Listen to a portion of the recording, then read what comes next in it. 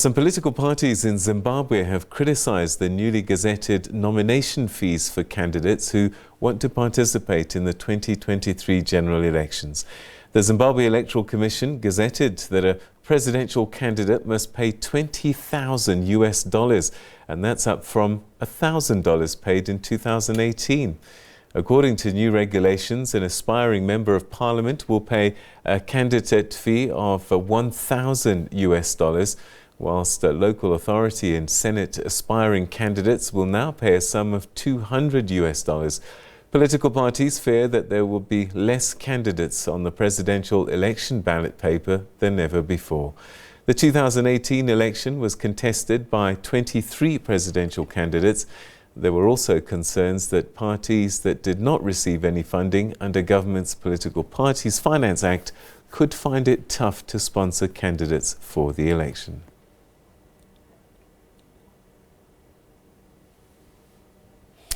Well, for a little bit more on this, we're now joined via Zoom by Shiriyedenga, who is the National Deputy Secretary for the elections. Shiriyedenga, thank you so much indeed for joining us and welcome to the program.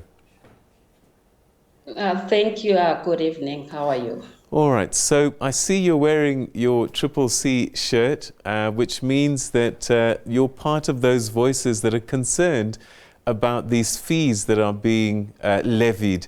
What is the issue? What have you been told in terms of why they've increased so dramatically?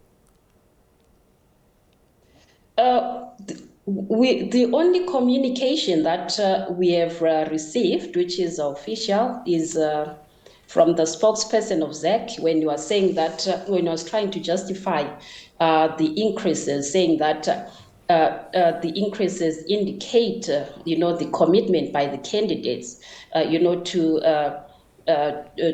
to represent the constituencies or, the parties in the elections that they are contesting in. So really, it's an indication that, if you don't have the financial capacity to pay the required fees, what it means is that you don't have the commitment, which is true, which is completely illegal, in the sense that our Constitution, Section 67, is very clear, in the sense that every person, every eligible Zimbabwean citizen, has the right to contest elections and has the right to stand for any election.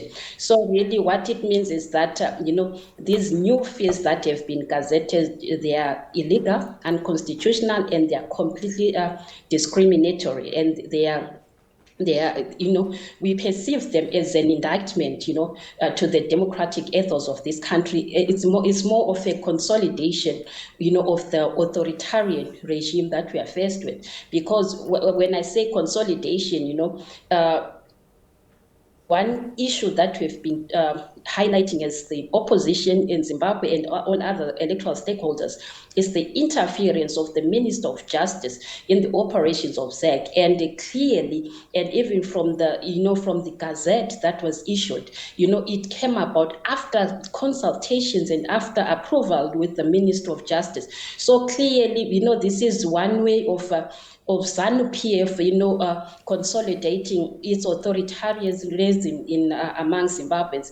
And, it is, as a party, given the current heights, for the parliamentary, for the party list, we're looking at around $500,000, which we are supposed to fork out in terms of, participation fees, which is completely unaffordable and unsustainable. What it means is that as a party, we are now double taxed. ZEC is a state institution. Its operations are based on the, are supported by the funds with which we are paying as citizens in the form of tax. Now we are being taxed again. We are in a way, we are being forced to actually, subsidize state resources, which clearly is not our obligation as citizens of Zimbabwe. And more so, we are these hikes are completely an indication that, representative democracy is being attacked, in the sense that, it's only the elite, those very same people that can afford those exorbitant fees, that can actually represent people in their constituencies or in, as presidential candidates. But it literally means any person who can't afford to pay the money, is not eligible. And really, it's heartless also on the part of our electoral management board. And even if you look at even if you get to read the tweets that were posted today by the ZEC spokesperson, was clearly saying that, what, if you are a pauper, you are not eligible to contest in any of these elections. So really, this is not what we stand for as a country. As a party, we intend to take this up. It's not just us as the CCC that that are not happy with this. We have all the entire electoral stakeholders out there. We have other political parties out there. So we are trying to engage ZEC, and also even through Parliament, to take ZEC to account.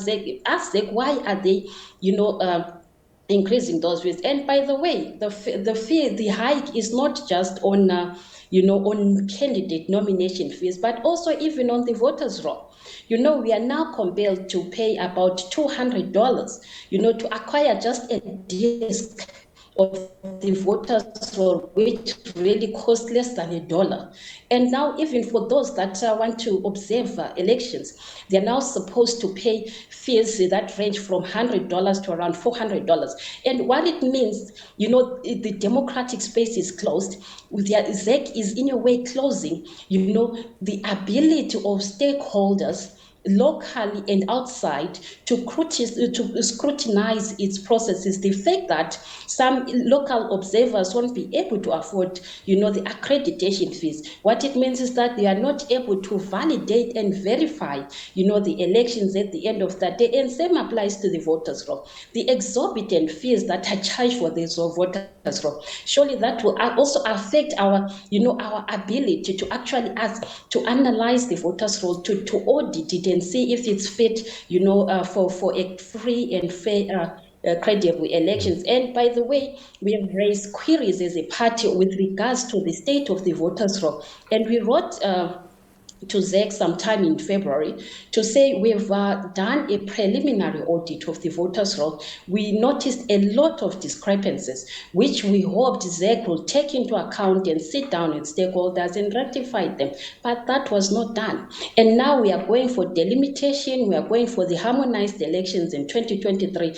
And in a way, ZEC is saying, you know what, we have no obligation to audit the voters' roll. And that is done by, hiking these fees, and not just hiking these fees. Even of late, we have been failing to even access the voters' roll from ZEC. So really, these are the issues that we are saying. The democratic space is constantly being shut down.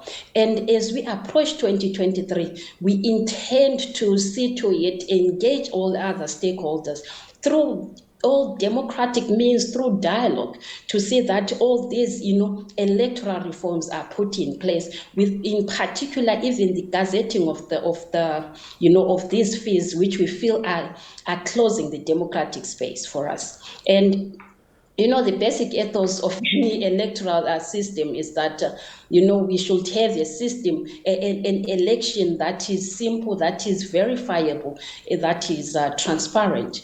And given the current scenario, given these fees that, are being charged, what it literally means is that we are going to have an election which will not be verifiable, because no one will be able to afford the required fees to actually, observe and monitor the electoral processes as we build up to the 2023 elections.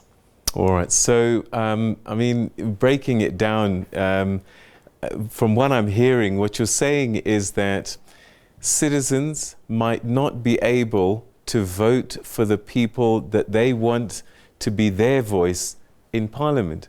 So someone who represents me in where I'm from, Wedza, Zimbabwe, if he doesn't have money, even though we want him to represent us, if he doesn't have money, then that's it. But clearly that's what it means. The aspect of representative democracy in Zimbabwe is clearly under attack. And, we are saying, as a Zimbabwe, we are in this mess because of the leaders,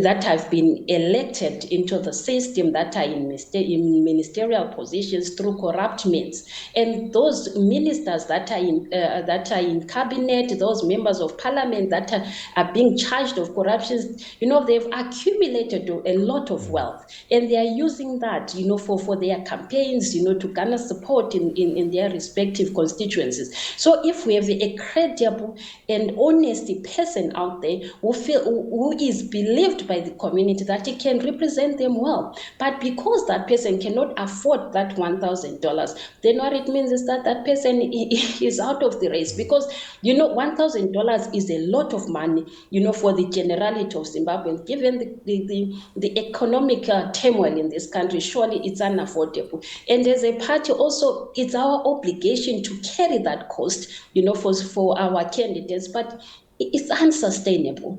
As the CCC, we are a new formation.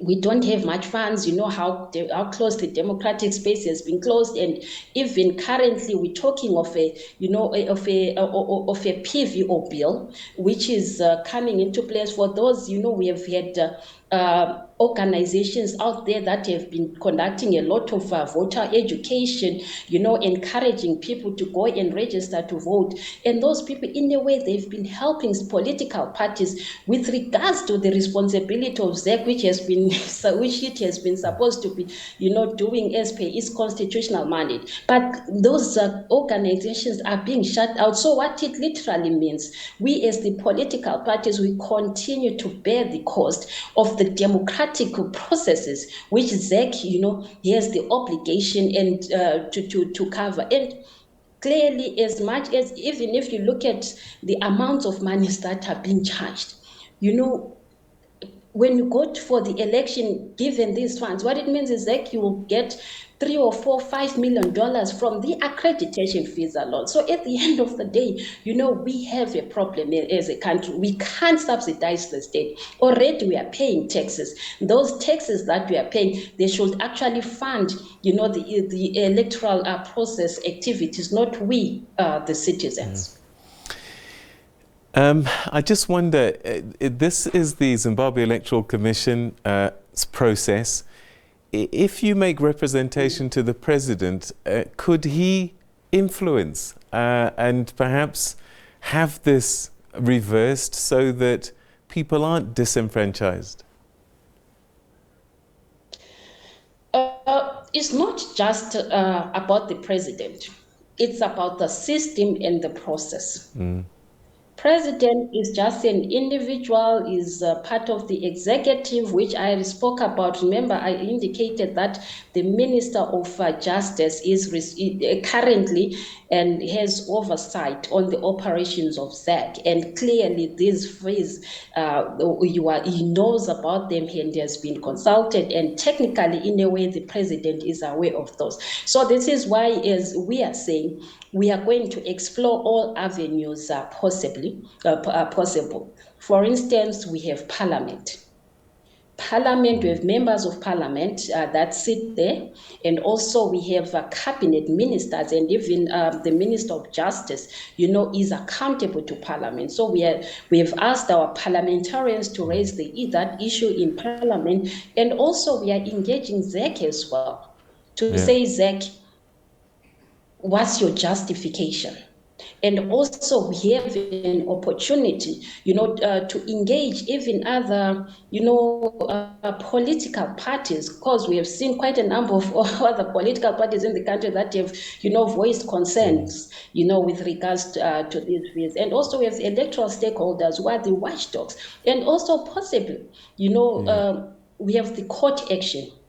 Because this is completely illegal, this is discriminatory, this is an attack on the political rights of Zimbabweans, for one to be voted for. It's every person's right to be voted for, to contest in any election. So literally, if you can't afford this fees, what it means you have been discriminated upon, and discrimination is unconstitutional. So we have got a legal stand, All right. to take to. Might you have to take this to regional authorities like SADC and the African Union, just in case you get no joy at home? Precisely, we are, if we don't get, we're starting off with our local remedies. If we are not happy with that, obviously, we'll take it out, to our regional partners. But and also for the record, just last month, as a party, we wrote to ZEC.